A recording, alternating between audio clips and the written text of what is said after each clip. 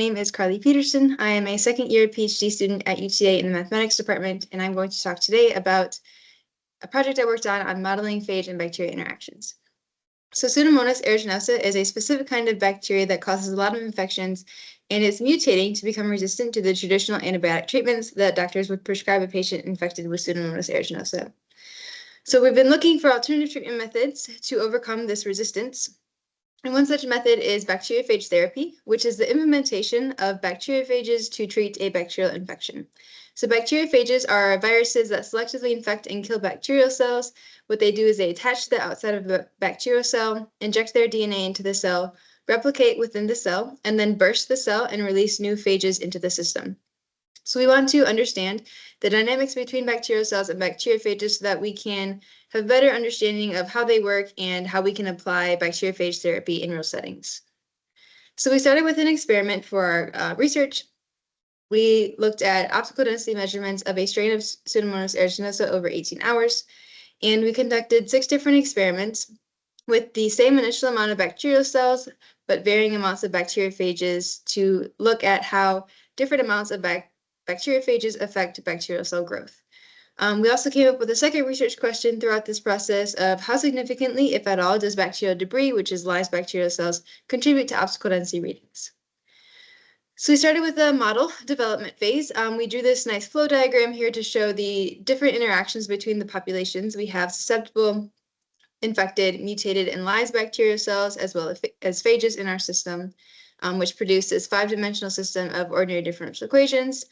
And this 5-dimensional system actually reduces to a 3-dimensional system through some decoupling.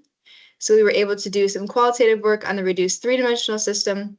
And we found 3 equilibrium points. We have a phage-free equilibrium in the upper left corner, a bacteria-free equilibrium in the upper right corner, which this is the equilibrium we would shoot for if we wanted to apply this in a real setting in a person to eliminate a bacterial infection. In the bottom left corner, we have the coexistence equilibrium, and in the bottom right corner, we show a bifurcation diagram, which just visually shows the stability trade-offs between the 3 equilibrium.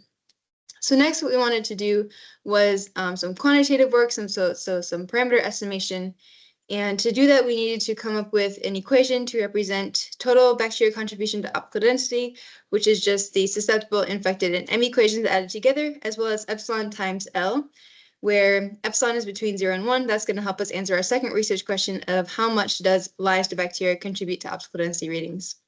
So we then set up this optimization problem here, where we're trying to minimize the distance between the simulated data and the observed data, and then we add this regularization term to make sure that the parameter values don't blow up really big and get out of a reasonable range.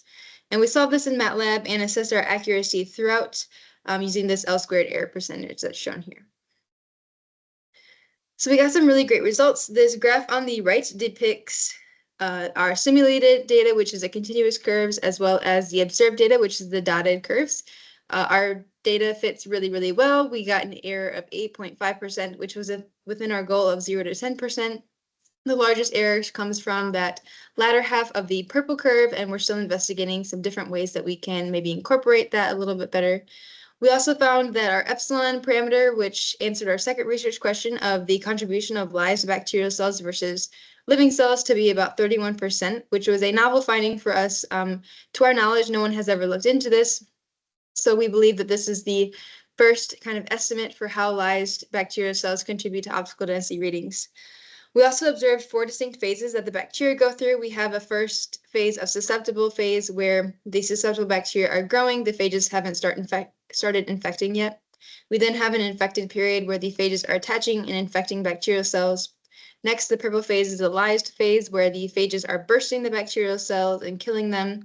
And then once these susceptible and infected cells are all gone, the mutated cells kind of take over and use all the resources they want and grow to their carrying capacity. So just a conclusion, we talked about Pseudomonas aeruginosa and some different methods that we've been looking into to try and overcome this antibiotic resistance. And this mathematical model provides great insight into the dynamics between the 2 species to hopefully answer some questions that biologists may have about how we can incorporate bacteriophage therapy in the United States. So thank you for listening to me today.